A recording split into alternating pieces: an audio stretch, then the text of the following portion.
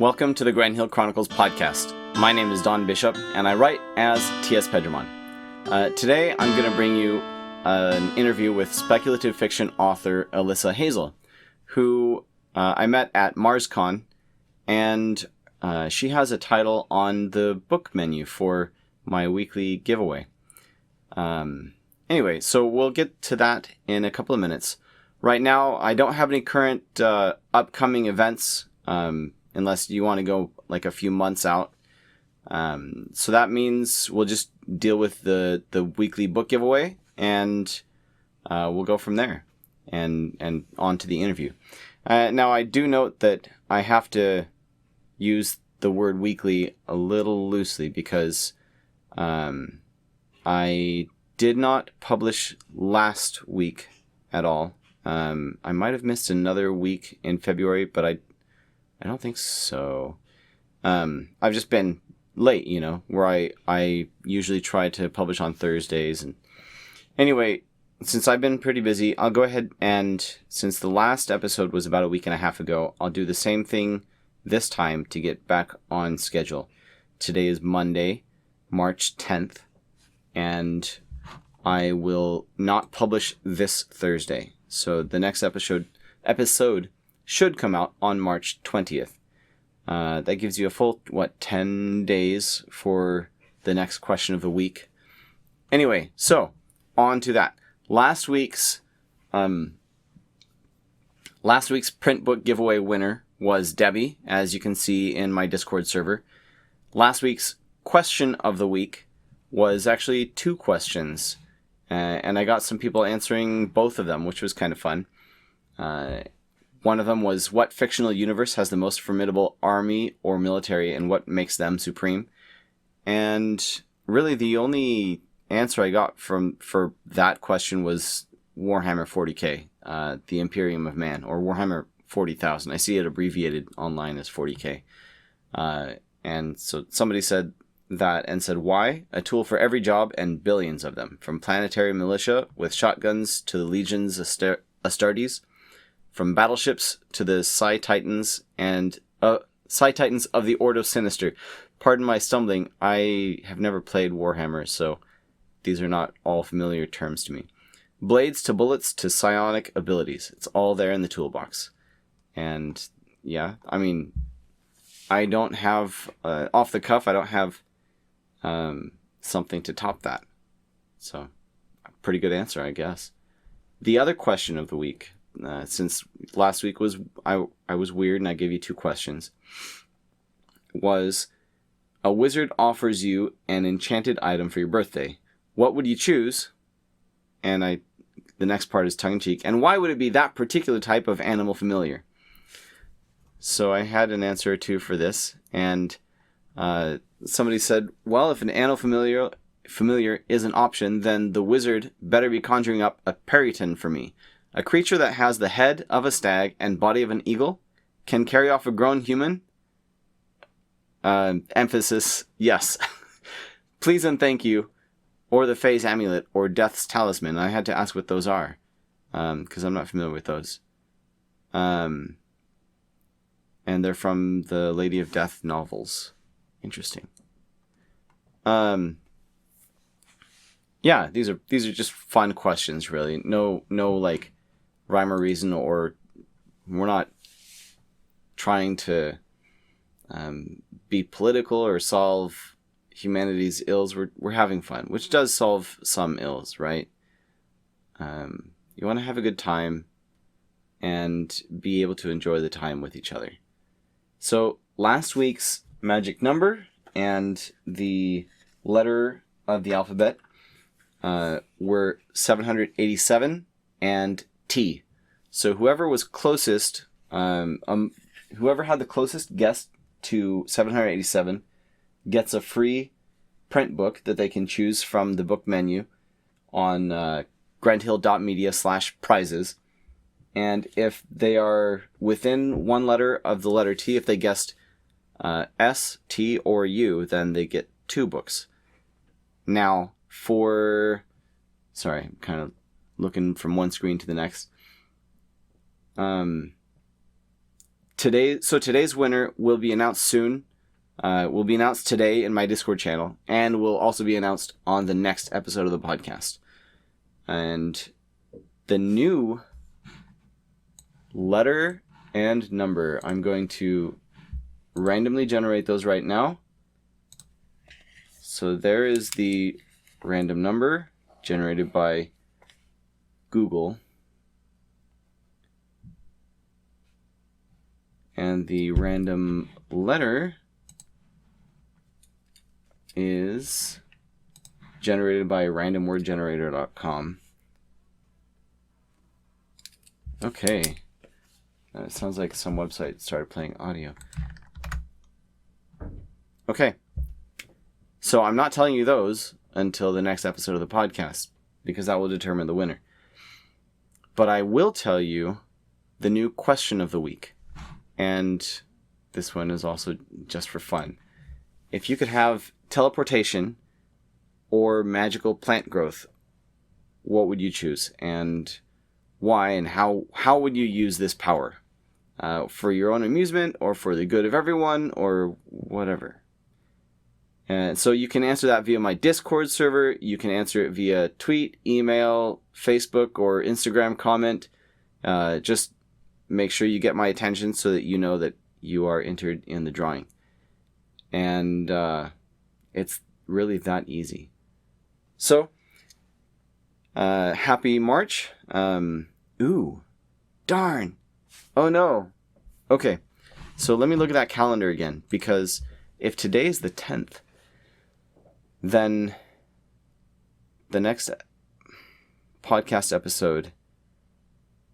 See, St. Patrick's Day is next Monday, and I had planned to release a short story by then, but it's not done yet, and I don't know if I'm going to be able to finish it.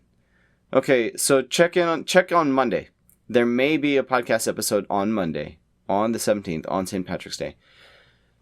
If there isn't on Monday, then we're shooting for Thursday, and we'll play it by ear. Anyway, so yeah, now... on to the interview with Alyssa Hazel.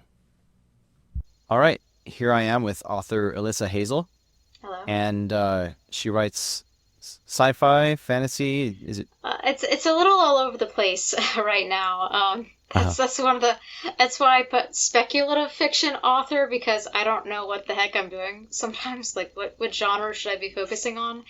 But people seem to be enjoying it, so I'm like, okay, we'll just keep driving down this road as long as possible, you know? Yeah. Yeah, and, if you want to be a troll, you can do what I do and say that sci-fi is a subset of fantasy, but then you have to clarify that fantasy itself is a subset of fantasy with a lowercase f. Anyway. Yeah. So, tell us about, how did you come into writing, and what's your background? What's that like? So I always wanted to be a writer. I wasn't ever sure in what capacity, originally I went to college for criminal justice, but I ended up just going into a creative writing thing instead, just because of stuff that happened on the way there. But that's what I have my degree in, and I was first published in 2016, a couple of short pieces, poems in magazines.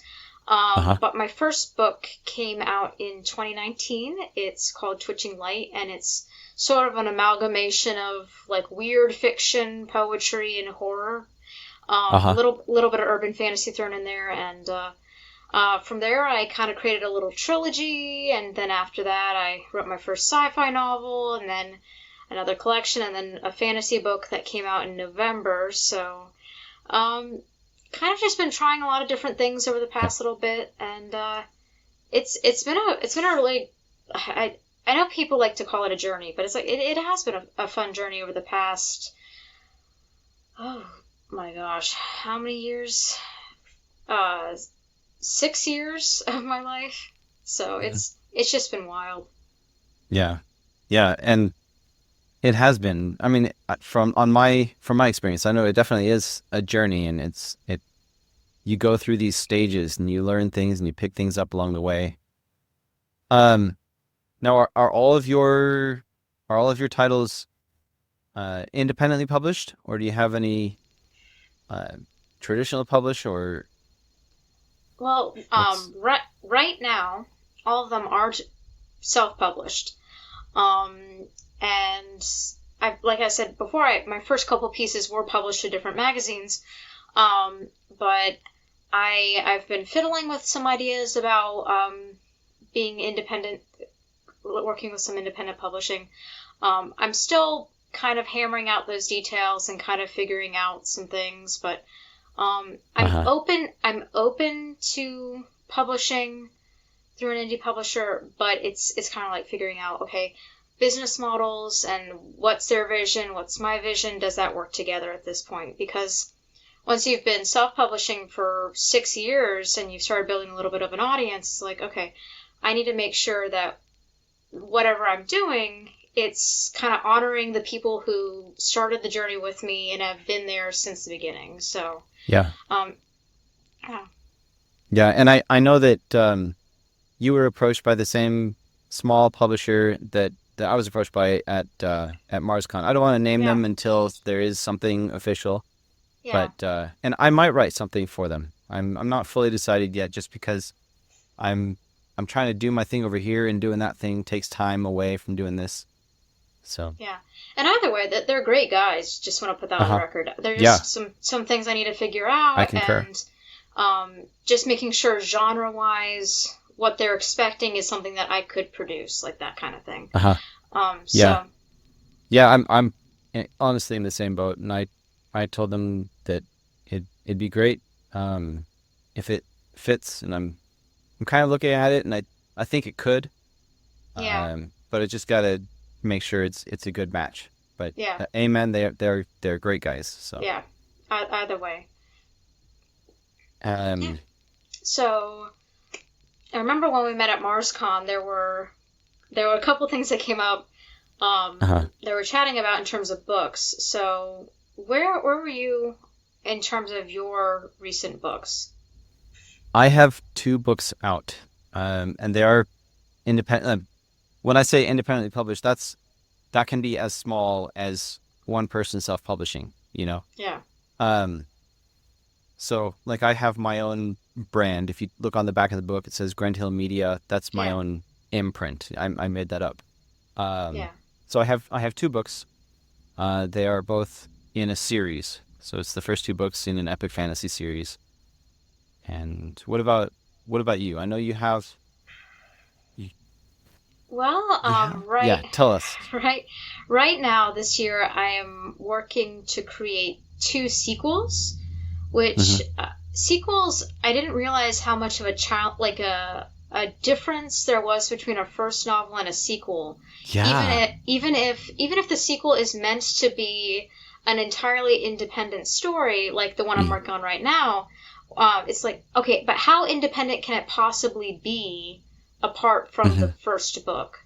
Because if you've already set up so much in the first book, it's teetering. But the first book I'm working on this year is called The Second Initiative, and it is the sequel to The Third Test, the book that was the prize recently.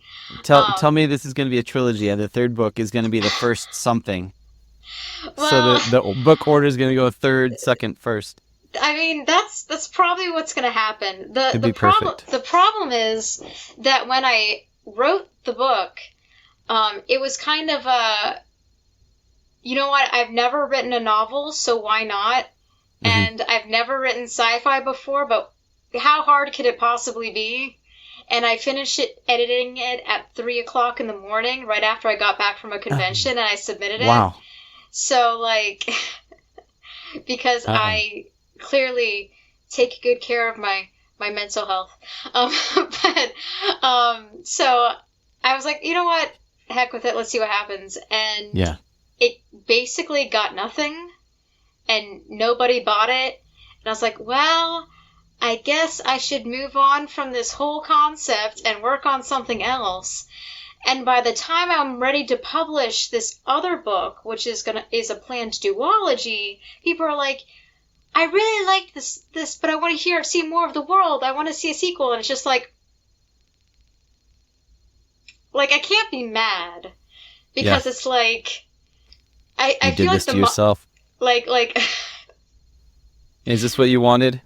yeah, it's like couldn't you guys have told me that like 6 months ago when I started You're writing this completely different thing? uh yeah. So now I'm on the hook for two sequels, and then after that it's like I need to sit down and ask myself what I'm doing with my life, because now I have to figure out where to go from here. Do I want to focus on fantasy? Do I want to focus on this science fiction world that I've created? Do I want to say heck with it and go back to writing horror? And it's like it feels very there's not I don't up in the air is not completely accurate, but I also know that I'm going to. I mean, the plan is I'm going to actually be re-releasing my first three books as an omnibus, Hmm. because I want to go back and clean up some of the stuff because they were my first three books. That Um, that you wrote so before the sci-fi?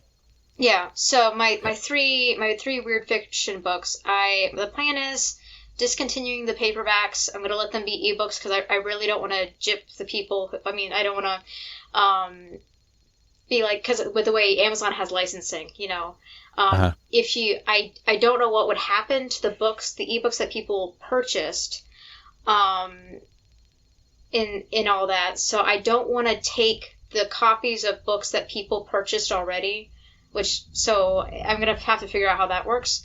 But I Well, know you I'm gonna can discontinue the paperbacks. if you're gonna have if I understand what you're saying, so you have book one, and now you're gonna publish. Well, so you have books one, two, and three, and you're gonna publish Yeah, them as an omnibus. yeah, Um, if you want to, whether or not you take the original three off of the market, that's its own question, I think. okay, In the omnibus, you can put in the description like these these stories how were published previously under yay titles, yeah, and and and the thing is, well, it's with the ebook side of things. So uh-huh. the question mark with Amazon is because the ebook is a license. It's not really a downloadable copy of the book. I want to make sure that the license isn't going to be revoked for the people who have already purchased the book, if that makes sense. So I need to kind of iron that out because I don't Uh-huh. want them to lose something they paid for because, again, these are the people who have supported me since the beginning. Oh, you mean Um, if it you want to make sure that they don't have the book deleted from their Kindles yeah, when yeah, you remove it from the store. yeah. So that's the thing I'm gonna need to figure out, and I don't know if that means I just need to leave those three books up, but only in ebook format, and then let the omnibus be paperback and hardback. Uh-huh. So, but I'm gonna have Well, to figure that out. I have to say I don't actually legitimately know the answer to this question, but I think when we've heard stories of books being deleted from people's Kindles, those are special cases due to um, copyright issues, and I think by and large, if you remove it, if you unpublish it, they already have it. They still keep it. But again, Right. I don't know that Yeah. answer. You should still Yeah. look it up. Yeah. Yeah. I'm gonna do some research into it. I think a friend of mine, JP Posthumous, sent me an answer to the Hmm. question, but I need to reread it because she was very nice in helping me out with that. So, Yeah, but yeah, it's kind of crazy how life kind of just starts trailing on without you once you hit a yeah, certain number of books. It's like a yeah. momentum So kind of thing. I think with what you're doing as far as possibly pulling the ebook in order to make it an omnibus, or pulling the paperback in order to make Yeah. an omnibus, um, that can be our segue into. Yeah. So we wanted to talk about like what do you do as an author, like when you're second guessing something you've written? And Yeah. from my experience, writing book one of Nightshade Unicorn, I I wrote the end before the middle.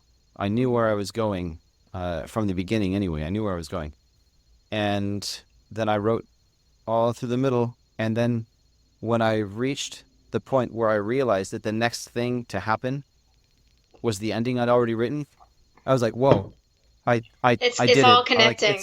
I wrote a It's all book. connecting. Yeah. Now it surely has problems that I'll need to fix them, but is it going to be good enough? I was Yeah. suddenly struck by these fears. Yeah. So what about on your side of things? So I kind of do the opposite when it comes to my stuff. So I write in. Let's focus on novels first because that's our Mhm. commonality.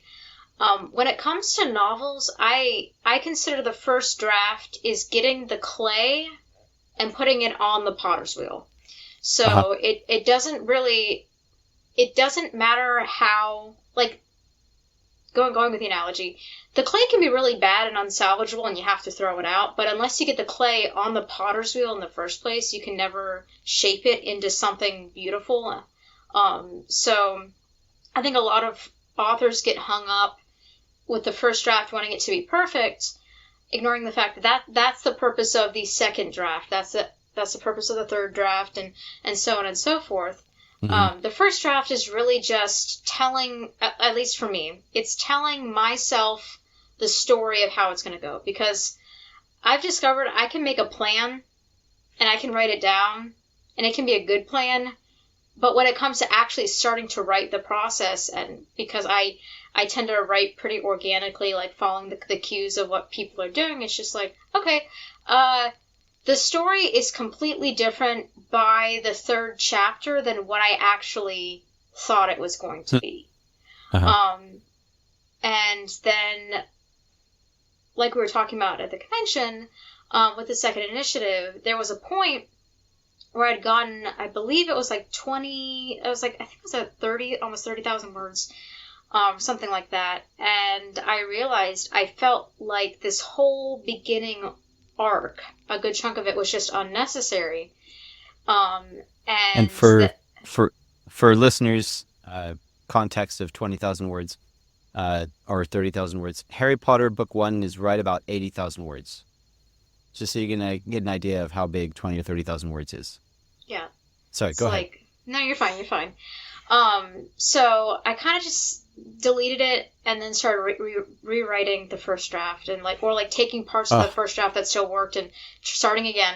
And then uh-huh. around 8,000 words in, I realized, wait a second, you are falling into the same trap that you did in your first book. So when I wrote my first book, one of the first bits of feedback that my beta readers gave me is that I wasn't taking enough time to ease into the story itself.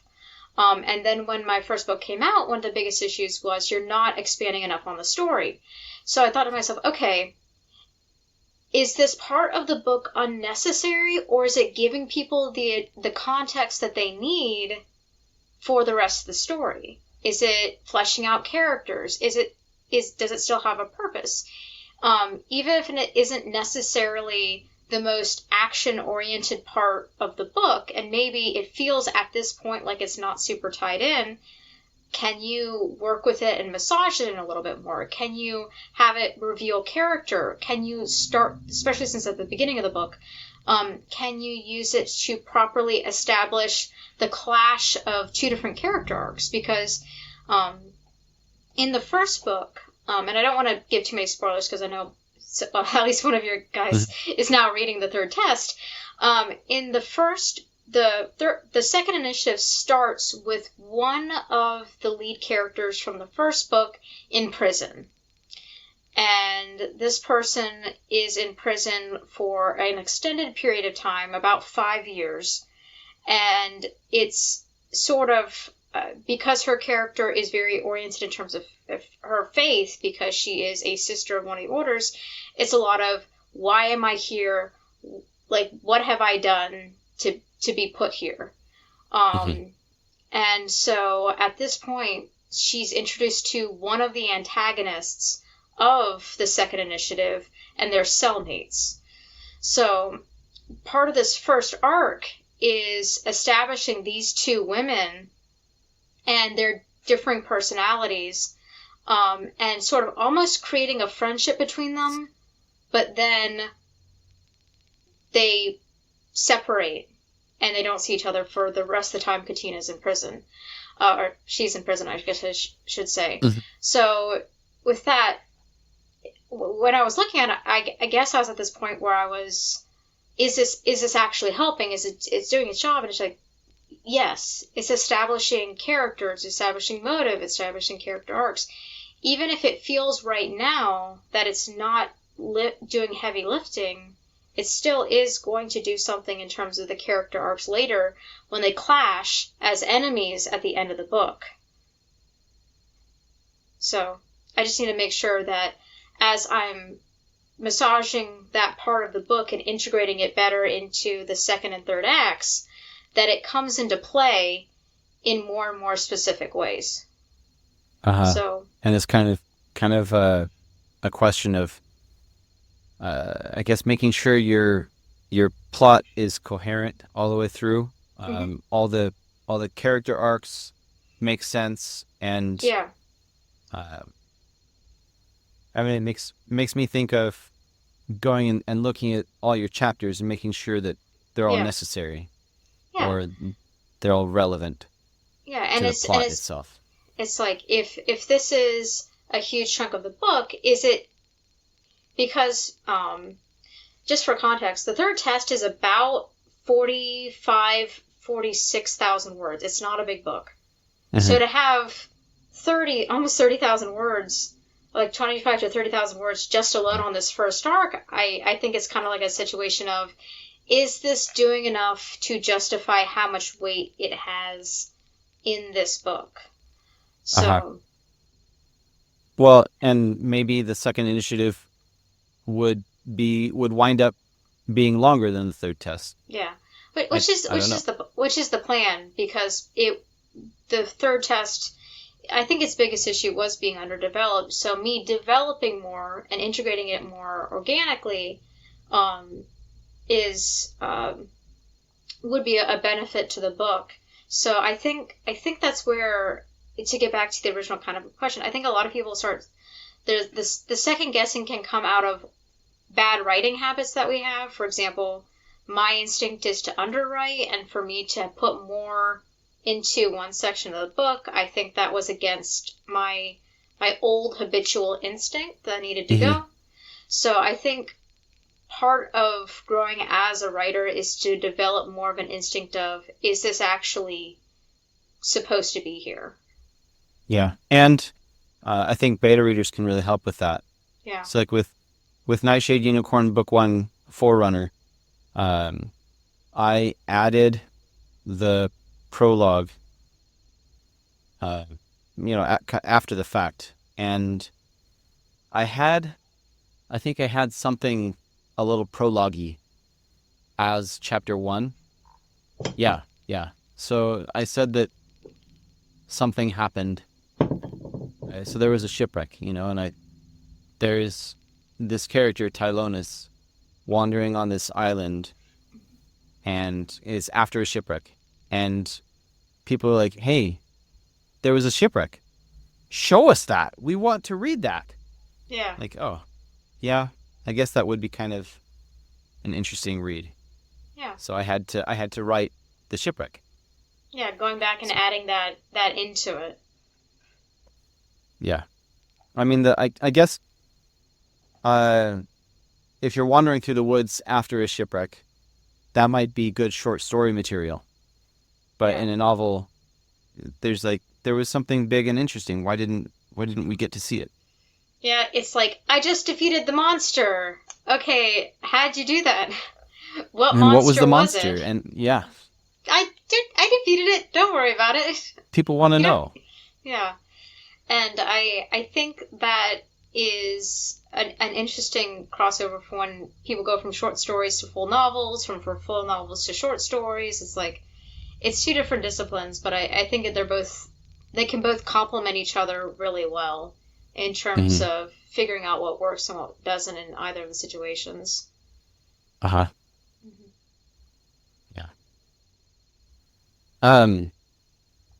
What else? Have we left anything out of this discussion?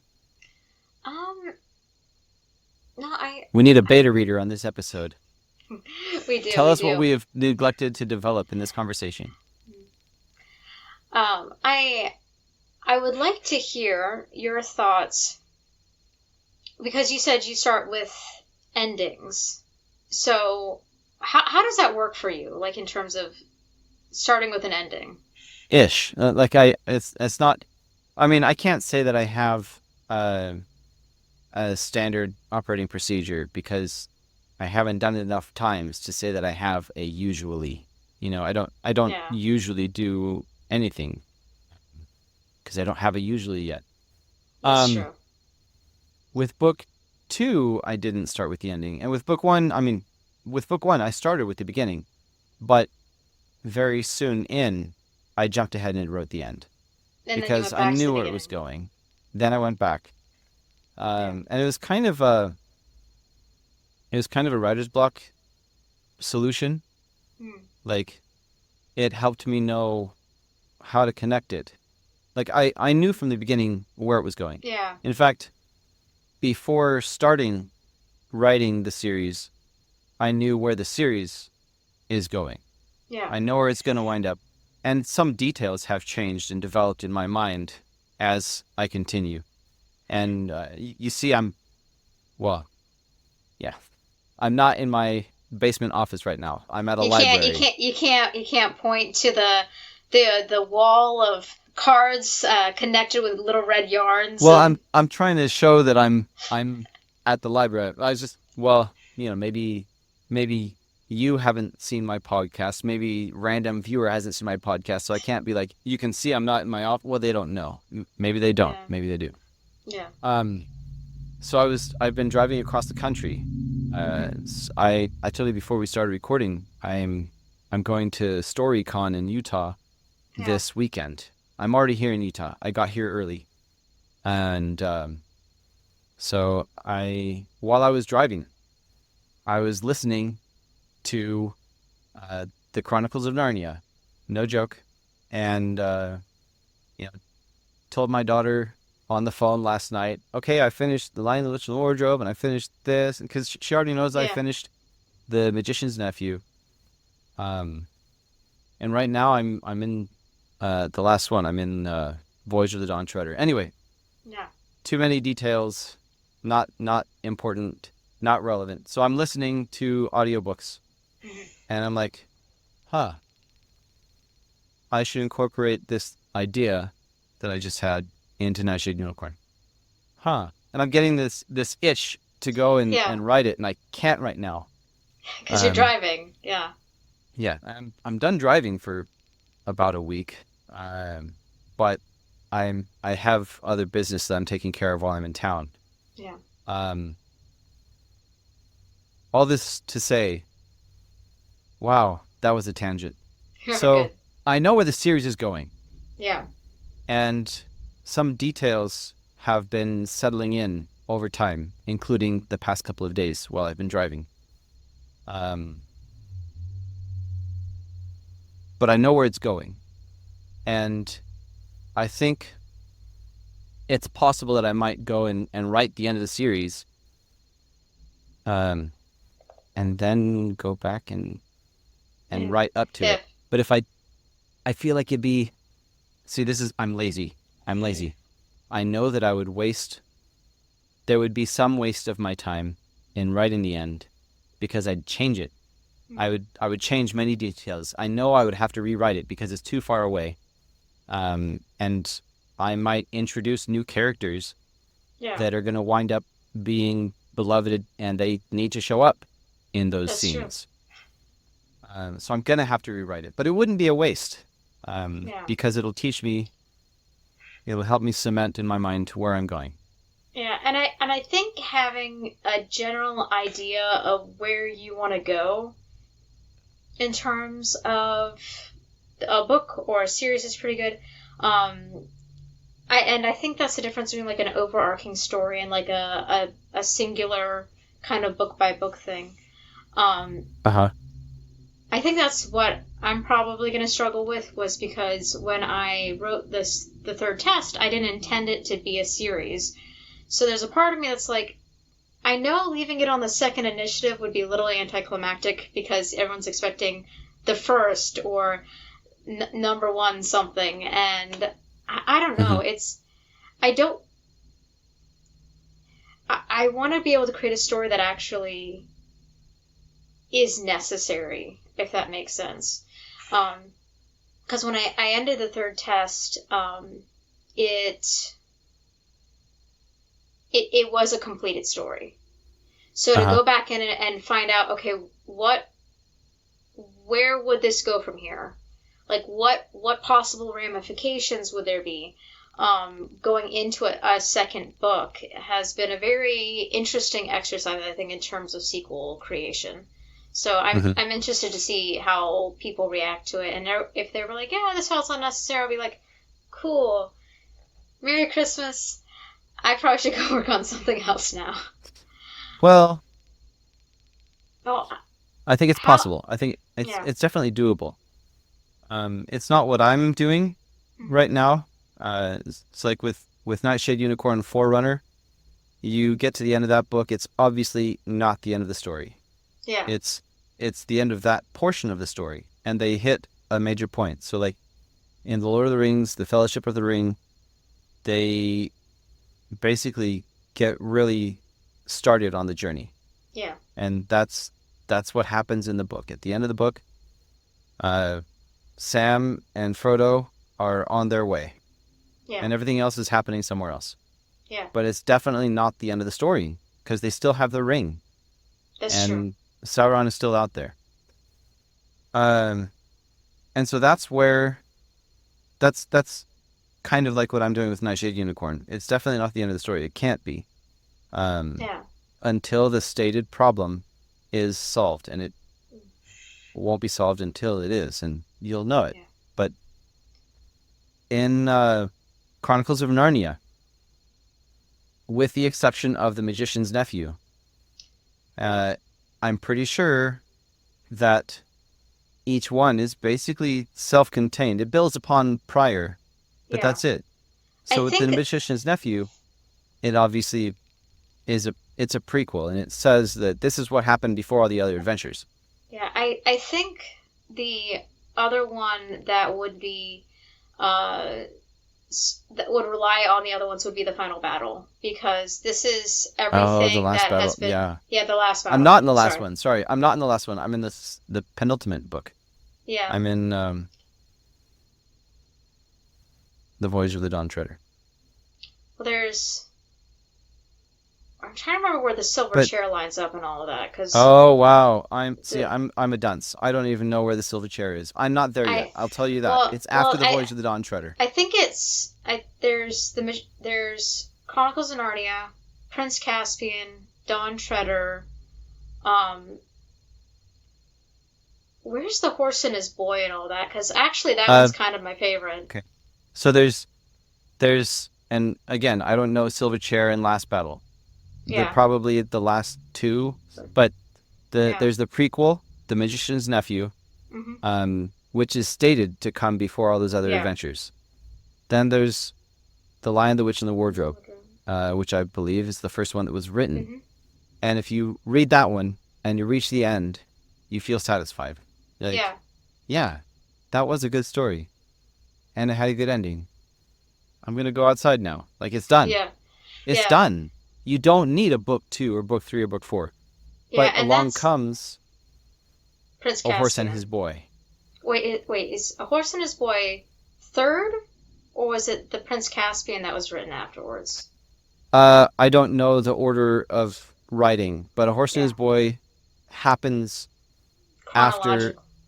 Actually, The Horse and His Boy happens during The Lion, the Witch, and the Wardrobe, because Lion, the Witch, and the Wardrobe ends years later when they go back home. Yeah. But the Horse and His Boy and the Silver Chair, I think, are my two favorite of the series, which is probably on track for my brand. Yeah. I have a special place in my heart for Shasta, the main character of Horse and His Boy. He's just a tough little guy, and with the weight of the world on his shoulder, he reminds me a lot of like classic a lot of classic boys literature that you don't see a lot anymore, like the leads, where it's just like the book Hatchet. It's very very much a similar. He's like 12, 13, but he's basically been given the responsibilities of a full-grown man, and he just does his best with it. And I have a special place in my heart for him. So he's a good lead. So, I guess I'm saying that the Chronicles of Narnia might give you a pattern to follow. Might give you a pattern if you want to follow up a one-off and turn it into a series. Because C.S. Lewis did that. Like you finish Lion, the Witch, and the Wardrobe, and it's done. And you finish A Horse and His Boy, and it's done. But each time you come back, you're like, oh, good, there's more. And then there's Prince Caspian, and you get there, and okay, it's done. It was good. And then and like each one expands on the world, or is like an adjacent story, or a intangent story, or that kind of thing. Yeah, so. But it's not required, but you want it, and it's enjoyable, and it builds off of the previous. So that's true. It works. Yeah. So I don't think you need to be worried that the book one, the third. The book one was self-contained. I don't think that in and of itself needs to be concerning. The funny thing is, I think at some point somebody asked me about making it the third test and wondering if it was like would be mistaken as sequel. I was like, it's a standalone book. It's not gonna go anywhere after that. And here I am now. Regretting that decision. Not regretting, but I think it's going to be hilarious. Like, where do you start? It's going to be like a Monty Python skit where it's like, okay, you're going to start with the third. No, I want the first. What's the first book? It's the third. I don't know. Oh, Abbott Costello? Who's on first? Either Abbott and Costello or Monty Python or something like that. Yeah. I can Who's just on picture first? something. I know. Yeah. Yeah. But the funny part is, like, if anyone wants a fourth book in the series, like, well, I guess we're going into the zeros and the negatives now. -1. -1, -2. At some point, I'm just going to just say Omega, and that'll be it. And that'll be the end of the final book. Yeah. Until the final book comes out. Yeah. I just... And that'll be the running joke is, what number is she going to try to go for next? Like, who even knows anymore? Yeah. But let's see. So we talked about sequels and figuring out, like, if things work or not. So, what else should we discuss, you think? That's probably a good wrap up for this conversation. But before we really end... Okay. Where can listeners find you online and find your books? Okay, so... And I've been to your website, and it runs faster and it looks better than mine. I really need to update that thing. I don't think I've touched it in months. I think I updated it when my last book came out, and I haven't done anything with it since. So probably need to do something about that. If you want to find me, I'm on Facebook, Instagram, and X. I guess I'm technically on other things too, but you'll find me mostly there. Probably spending way too much time there, actually. And you share some memes. Yeah, I share memes and... come for the memes, stay for the books, vice versa. Basically. All of my books can be found on Instagram, including an audio... not on Instagram, Amazon. All of my books can be found through Amazon. I also have my first audiobook out right now. It is a narration of To Those Who Haunt You. A nice little 2-hour audiobook at a nice price, recorded by a guy named Son of Sonnet on X. And we're actually working on the next audiobook now, which is an adaptation of the third test. So I can't wait for you guys to hear that. Cool. And, awesome. And if they liked the third test, the sequel, the second initiative, should be out hopefully in July. That is the goal. So, but I want to make sure it's all good to go, and I'm not going to publish it at 3 o'clock in the morning. I swear, guys, this time I'm going to give it one more look over before I hit the submit button. Best life decision ever. And I would like to invite you to create a character for inclusion in my Nightshade Unicorn series. I reserve the right to modify this character design to fit into the world. But it can be, you can give me just like a name or a description of physical description or personality or the last episode I recorded, somebody decided to create a pet and added an animal to the world. So, nice. And this character will appear on page at least once, but it might be just like, what's that over there? Okay, moving on. Depending how well it fits and. Yeah. I don't know. I'm wearing sheep today, so I think a shepherdess who kind of just minds her own business, doesn't want to be involved in any of this, and is kind of like the Stan Lee in the library of everything going on. You know that the Stan Lee cameo where he has his headphones on, listening to music while the Hulk breaks through. I don't know. I feel like a sheep herder who's just sitting on a rock, eating her lunch, and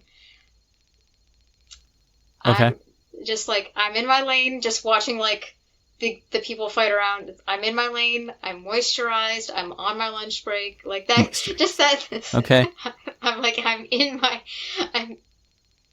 unbothered. Okay. I think. Do you have a name for this character? I don't know. The name Jade is coming to mind, but that also doesn't seem to fit a shepherdess very much. So, I don't know. Yeah. Okay. All right, yeah. And I might modify that name. We'll see. Yeah. But okay, yeah. Yeah. By the way, there already is a shepherdess in world. Not technically in book 1 or book 2, but I provided a short story that happens before book 1. And it was included at the end of the Kickstarter edition to book 1. But nice. Yours will be a completely different shepherdess. Or maybe it's the same one, just makes a Stan Lee cameo. Well, I mean, Stanley, that one was a couple of generations ago. She's already dead. All right. Well, granddaughter just pops in my lane. Freaking adventures, that could be ruining funny. The neighborhood. Yeah, that could be funny actually, because the grandson is important in the story, but he could have like this cousin who just doesn't want to have anything to do with anything. Yeah, anything just to do like with him. Property value goes down, inflation goes up. That's all she cares about. What, the world's ending? The price of feed. Have you listen? That dragon came by, nuked the chickens. They're gouging us at this point. Okay. Are you gonna replace the chickens? Yes. All right.